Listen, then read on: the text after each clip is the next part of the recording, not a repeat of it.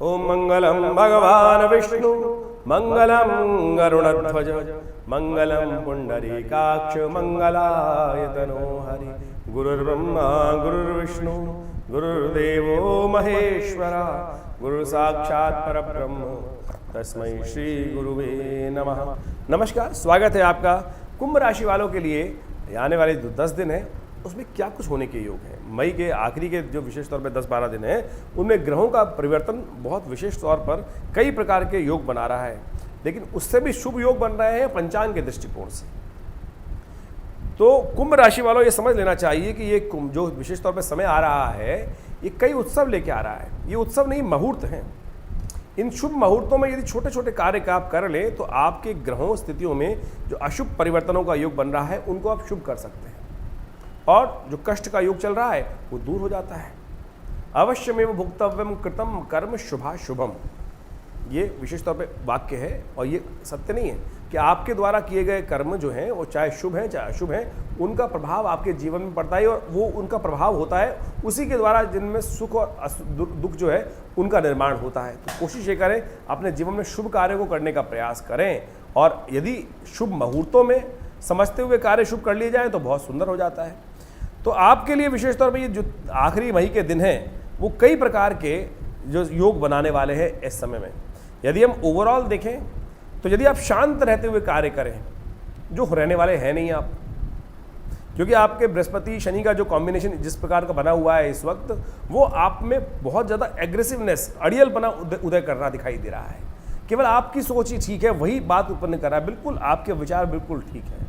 लेकिन एक बात समझें कि अकेला चना भाड़ नहीं भूजता भाई, सबको साथ लेके चलने की ज़रूरत पड़ती है। तो कुंभ राशि वालों एक बात समझो कि आपके विचार बिल्कुल ठीक हैं, कीर्ति प्रदान करने वाले हैं, शुभ सही हैं, लेकिन सबको साथ लेकर चलना भी ज़रूरी है, इस बात का ध्यान रखना चाहिए। तो इन दिनों में खास तौर पे कई प्रकार के योग बनेंगे। उन तिथियों को समझते हुए यदि आप कार्य कर लें तो बहुत अच्छे से आपकी स्थिति बढ़िया हो सकती है। खैर, आपकी दोस्ती बड़ी अच्छी रहेगी, लोगों से आप संपर्क साधने के अच्छे अब मौके मिलेंगे, बड़े बड़े लोग आपके संपर्क में आने के योग बनेंगे, बहुत अच्छे से आप चीज़ों को कर सकते हैं। लेकिन शांत आपको रहना पड़ेगा, थोड़ी सी हिम्मत भी करनी पड़ेगी। एक बात और ध्यान रखें, मंगल कमज़ोर चल रहे हैं, और मंगल क्या कर रहे हैं कि सब स्थिति बड़ी अच्छी बना रखी है लेकिन हिम्मत ही नहीं कर पा रहे। आप घर में बैठ के सो रहे हैं, क्योंकि शनि जब लग्न में चल रहे होते हैं तो कई बार क्या होता है आलस भी उत्पन्न कर देते हैं। हम आपके साथ समस्या क्या हो जाएगी, कर लेंगे, हो जाएगा, बिल्कुल। यदि हवा में ज़्यादा रहेंगे, दिमागी जो योजनाएं हैं, ऐसा दिखाई दे रहा है इस समय कैसे चल रहा है कि केवल ख्याली महल बन रहे हैं, ख्याली पुलाव बन रहे हैं और दिमाग में ही किले बनते चले जा रहे हैं। विचारों में किले बनाने से आवश्यकता नहीं, प्रैक्टिकल काम करने की ज़रूरत है, उसके लिए खास उपाय का समय है, उनको कर लीजिए। इन मुहूर्तों में बहुत सारे, इन दिनों में बहुत अद्भुत मुहूर्त बनने वाले हैं, और ऐसे में छोटा सा कार्य शुभ कर कर आप अपने इन मंगल की और शनि की स्थिति को और बहुत सारे जो बृहस्पति और राहु की स्थिति है उनको ठीक करने के रास्ते हम बनाने वाले हैं, आपको बताने वाले हैं। वो उन सब चीज़ करके आप लाभ ले सकते हैं। तो सुन लीजिए, उन सब चीज़ों को कर लीजिए, कल्याण के योग आपके लिए बहुत शुभ रहेंगे। सबसे पहले हम तिथि वाइज बात कर लेते हैं। यदि हम बात करें 22 तारीख की पंचांग के अनुसार से, तो 22 तारीख का पंचांग विशेष तौर पर बता रहा है कि उस दिन ज्येष्ठ मास के शुक्ल पक्ष की तृतीया तिथि है, सोमवार है, और विशेष तौर पर सोमवार का दिन आपके लिए ग्रह योग की गणना के दृष्टिकोण से यदि हम देखें तो अच्छा कॉम्बिनेशन बन रहा है। ये कॉम्बिनेशन आपके लिए बड़ा अच्छा रहेगा। आपके द्वारा किए गए कार्यों का लाभ आपको प्राप्त होगा, जमीन जायदाद से कुछ लाभ की स्थिति बन सकती है, लेकिन केवल शांत रहते हुए कार्य करें। और एक बात का ध्यान रखें, अपने मन को थोड़ा धर्म में लगाने का प्रयास करें और धर्म से विमुख ना हो, इस बात का भी विशेष तौर पर ध्यान रखने की ज़रूरत है। आपके लिए ग्रहों की स्थिति शुभ होगी। सोमवार का अवसर है, कोशिश करें भगवान शिव का ध्यान कर भगवान शिव को दुर्वा अर्पित कर और धतूरा अर्पित करके अपना दिन का आरंभ करें। सर्वर सिद्ध योग बना हुआ है जो सुबह शुभ कार्यों को काम करने के लिए अच्छा दिखाई देता है। सुबह 5:30 बजे से लेकर दोपहर को 10 बजकर करीब मध्याह्न से पहले 10:30 बजे तक ये योग है, तो इसका लाभ लें। कोई नया कार्य शुरुआत करनी है तो इसका लाभ आपको मिल सकता है। वहीं 23 तारीख का यदि पंचांग की बात करें तो 23 तारीख का पंचांग जो है बड़ा शुभ बन रहा है। इस दिन ज्येष्ठ मास की शुक्ल पक्ष की चतुर्थी तिथि है, मंगलवार का अवसर है, और विशेष तौर पे नक्षत्र की यदि बात करें तो आर्द्रा नक्षत्र विद्यमान है। मंगल का जयंती का योग बन रहा है, साथ साथ ज्येष्ठ के मंगल का जो है तीसरा मंगल है, ये बुढ़वा मंगल भी है, तो बड़ा सुंदर तिथि। ऐसे में हनुमान जी को प्रसन्न करेंगे तो आपका मंगल भी शक्ति संपन्न हो जाएगा, शनि के दुष्प्रभाव भी दूर हो जाएंगे। और ग्रहों का योगायोग आपके लिए आज भी अनुकूल है। ग्रहों की स्थिति आपके लिए स्थिति दिखाई दे रही है कि कई स्थितियों से आपके लिए उन्नति के योग बनते दिखाई दे रहे हैं। सूर्य आपके लिए थोड़ा सा जीवन में स्वास्थ्य के दृष्टिकोण से कष्ट दे सकता है, तो इसलिए आपके लिए अच्छा ये रहेगा कि आप विशेष तौर पे गेहूं का दान करें, वो आपके लिए कल्याणकारी रहेगा। ग्रहों की स्थिति जैसे हमने कही, इस दिन हनुमान जी को प्रसन्न करने का योग है, तो कोशिश करें हनुमान जी के निमित्त पीपल के पत्तों की माला उन्हें अर्पित करें आपकी राशि के अनुसार से, ये आपके सबसे ग्रहों को ठीक करेगी। मीठा पान उन्हें समर्पित करें, चोला चढ़ाएं। हमने अपने आश्रम पे उस दिन विशेष तौर पर बड़ा भंडारा रखा है और साथ साथ सुंदरकांड का पाठ रखा है। बुढ़वा मंगल है, तो कहा जाता है कि ज्येष्ठ के दिन जब मंगल पढ़ते हैं तो वो सारे बुढ़वा मंगल माने जाते हैं। हनुमान जी की मुलाकात उन दिनों भगवान के साथ, राम के साथ सबसे पहले हुई थी, तो इन दिनों को खास तौर पर बड़ा शुभ माना जाता है हनुमान जी को प्रसन्न करने के लिए। छोटा सा प्रयास, हनुमान जी को प्रसन्न करें, राम जी की कथा करें, सुंदरकांड का पाठ करें, कल्याण के योग बनेंगे। हनुमान जी प्रसन्न होंगे तो राम जी की कृपा भी बहुत सुंदर तरीके से आपके जीवन में होगी। अब हम बात कर लेते हैं 24 तारीख की। तो 24 तारीख की ग्रहों का योग दिखा रहा है कि आपका ग्रह परिवर्तन की तरफ जा रहा है। मंगल के साथ जो चंद्रमा का कॉम्बिनेशन होने जा रहा है, वो स्वास्थ्य में थोड़ा परेशानी करने के योग दे सकता है। स्वास्थ्य को ध्यान रखते हुए कार्य करें, और विशेष तौर पर देखिए गर्मी बहुत वृहद रूप से बढ़ रही है, ऐसे में अपने स्वास्थ्य का, हाइजीन का ध्यान रखते हुए जल से संबंधित समस्याओं से परेशानी होने के योग दिखाई देते हैं, तो स्वास्थ्य का विशेष तौर पर ध्यान रखते हुए कार्य करना चाहिए। चावल का दान करना चाहिए, और हो सके तो भगवान गणेश के मंदिर में जाकर मोदक का भोग लगाना चाहिए। गणेश के नाम का स्तवन करना चाहिए। ओम गंगणाधिपतये नमः इस मंत्र का जप करना चाहिए। गौ के निमित्त पालक का खिलाना भी बड़ा अच्छा रहेगा। ये सारे उपाय कर आप अपने कष्टों को दूर कर सकते हैं।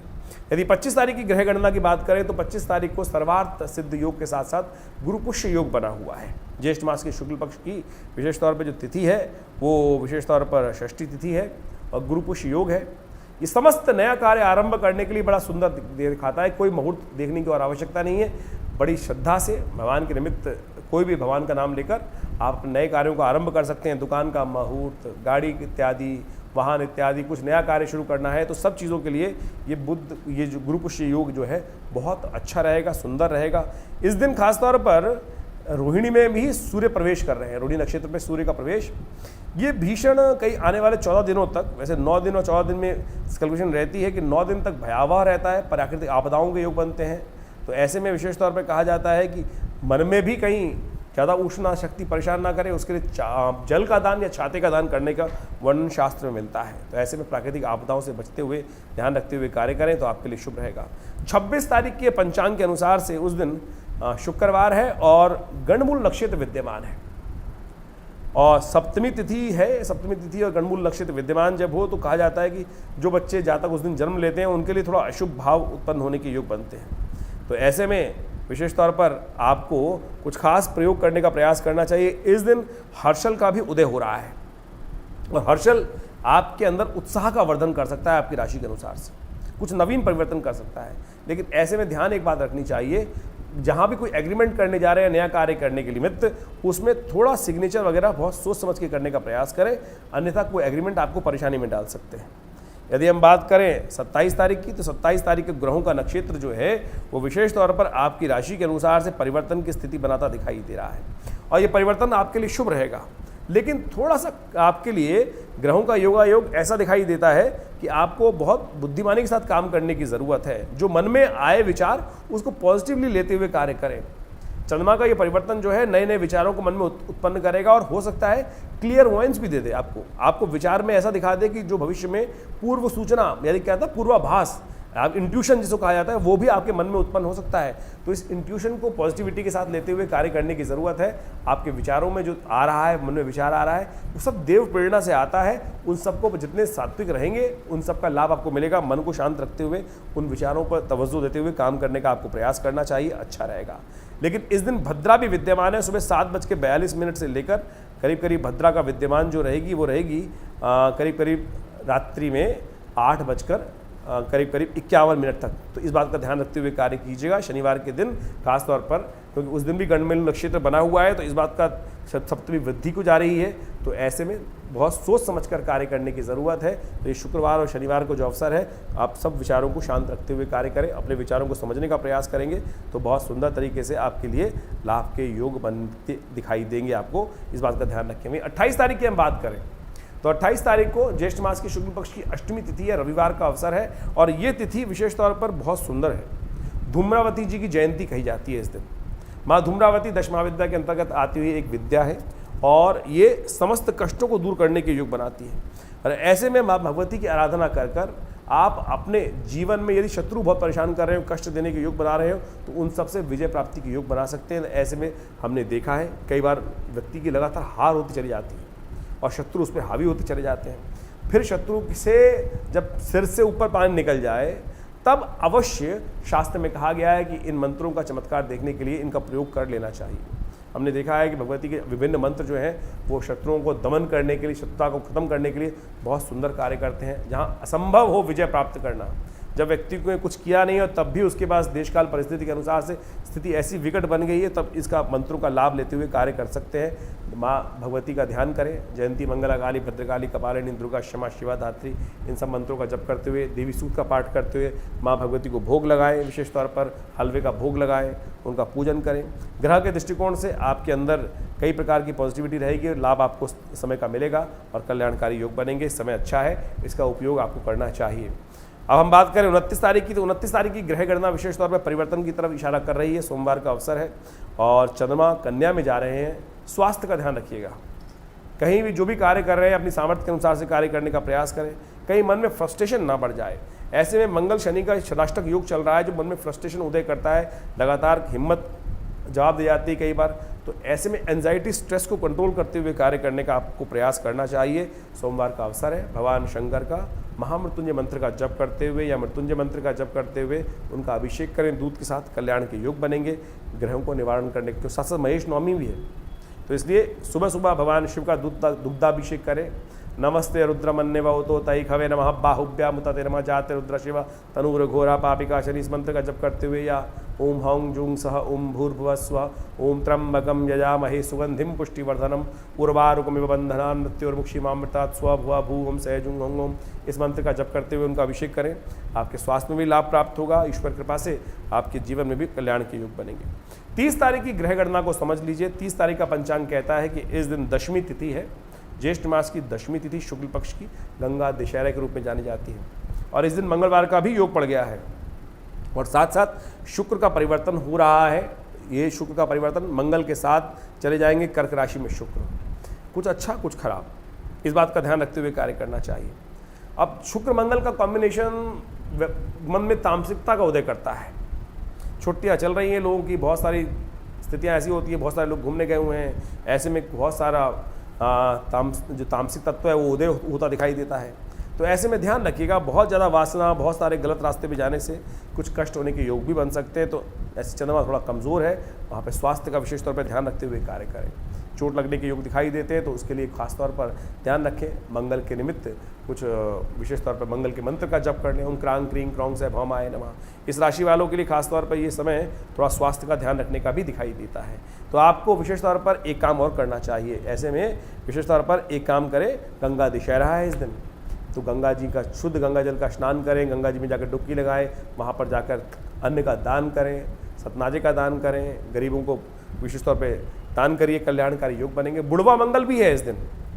ये बुढ़वा मंगल बड़ा कल्याणकारी है, ज्येष्ठ का आखिरी मंगल है, 1 साल बाद फिर योग बनेगा। कैसे करें? इस दिन हनुमान जी की विशेष आराधना करें, हनुमान जी को चोला चढ़ाएं, हनुमान चालीसा का पाठ करें। हमने अपने विवेकानंद योगाश्रम में इस दिन बुढ़वा ज्येष्ठ के अंतिम बुढ़वा मंगल पर सुंदर कांड का सुंदर पाठ रखा है। सवा मनी का भोग लगा रहे हैं, हनुमान जी का यज्ञ कर रहे हैं। आप भी इसमें सम्मिलित हो सकते हैं, लाभ मिलेगा, ईश्वर की कृपा बढ़ेगी। भगवान की कृपा से समस्त अशुभ जो समय चल रहा है उसको शुभ करने का शुभ योग बनेगा। अब बात कर लेते हैं 31 तारीख की। 31 तारीख को एकादशी की तिथि है, ज्येष्ठ मास की एकादशी की तिथि, निर्जला एकादशी। ये तिथि है केवल जल से। देखिए हमारे दान क्या करने की बात की गई है, सोचें स्थिति, हमारे समाज की स्थिति, हमारे बेसिकली धर्म की स्थिति क्या है। वैसे मैं पंचांग के बारे में बात बता रहा हूं, लेकिन जल का दान आप समझे, लोग पैसे का दान, सोने का दान, चांदी का दान, कुछ भी, जल तो यथेच्छ है, लेकिन अनादिकाल से जल के दान की सुंदर व्यवस्था की गई। ये भारतीय संस्कृति में किसी और संस्कृति में नहीं समझ में आ पाएगा किसी चीज़ के। जल का दान, जल तो कहेगा कोई भी गंगा जल से भर ले, लेकिन ग्रीष्म ऋतु में जल के दान की व्यवस्था करना भी भारतीय संस्कृति सिखाती है। तो इसलिए धन की आवश्यकता नहीं है। धन से तो लोगों को बहुत मोह होता है, कैसे मैंने कमाया हुआ धन किसी को दे दूं। निर्जला एकादशी के दिन जल का दान करने की व्यवस्था शास्त्र में बताई गई है। भाव, मन का भाव दान करने का होना चाहिए।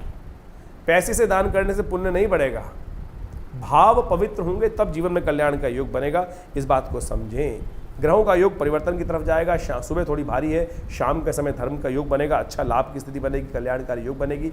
इसलिए सुबह सुबह धर्म कार्य में मन लगाएं और उसके बाद थोड़ा काम में अच्छे परिवर्तन के योग बनेंगे और ग्रहों का योग परिवर्तन होगा, कल्याणकारी योग बनाएगा। हो सके तो निर्जला एकादशी के दिन आप चावल का दान करें, विशेष तौर पर खिचड़ी का दान करें, और तो और निर्जल व्रत अवश्य करने का प्रयास करें। खरबूजे का दान करना, जल का दान करना, ये बड़ा कल्याणकारी रहेगा। दोपहर तक 1:45 तक भद्रा विद्यमान रहेगी, तो इस दिन कोई नया कार्य दोपहर तक करने से बचना चाहिए, पुण्य कार्य ज़्यादा करने का प्रयास करना चाहिए।